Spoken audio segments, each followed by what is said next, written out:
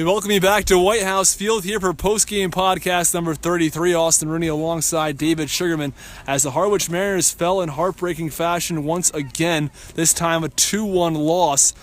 And they had runners on second and third with 2 outs. Matt Beerling unable to get the job done. David, what were your thoughts? Yeah, unfortunately, they put Matt Beerling into pinch hit, and he strikes out. The inning couldn't have started much better. Of course, Josh Smith has the ground out over towards second, but after that, back-to-back walk. Then Simmons and Debo get an extra free base because of a wild pitch from Zephyr-John. But unfortunately, the Mariners not able to string together many hits tonight. No hits in the last 2 innings.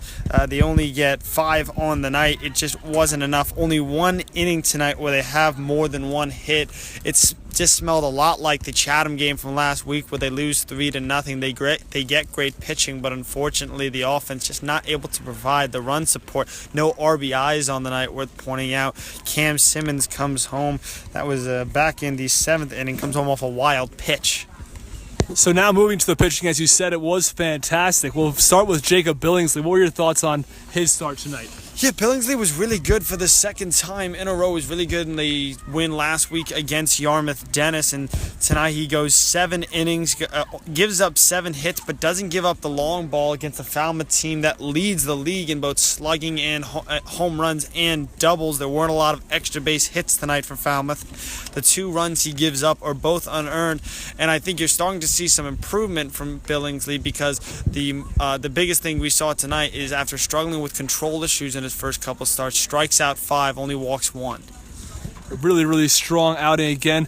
And then if we go on to the bullpen, Cole Aker, what were your thoughts on Aker tonight?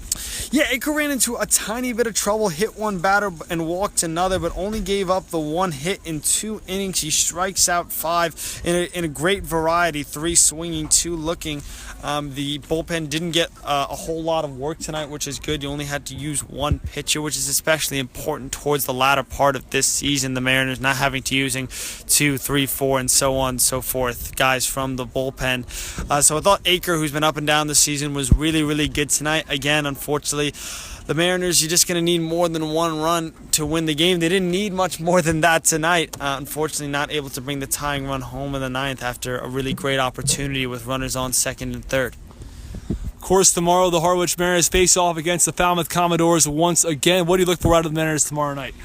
You know, the starting pitching I'm hoping will be good again. I'm thinking will be good again over the last week, whether it be Cullen Dana, Jake Agnos, and tonight it was Jacob Billingsley. The starting pitching has really been a strong point for the Mariners. The offense has been erratic. Yesterday they get into double-digit hits. They only score 5 runs. Earlier in the week against YD, they only get 2 runs all in 1 inning. And tonight, just 1 run, and none of them were driven home, unfortunately. The Mariners just a team this season that has struggled putting together consistency, hitting not just game to game, but really inning to inning. Hopefully tomorrow they can get the offense a little bit more back on track, because that would be the difference maker, particularly if the pitching can be even close to as strong as it was tonight. So that will do it here from White House Field. From Austin Rooney and David Sugarman, we say so long until tomorrow night when the Harwich Mariners play the Falmouth Commodores once more.